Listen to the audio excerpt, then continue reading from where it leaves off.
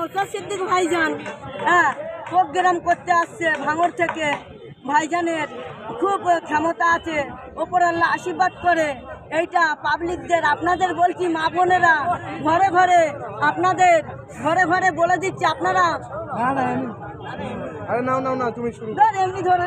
নৌসাদ সিদ্দিক ভাইজান প্রোগ্রাম করতে আসছে ভাঙড় থেকে।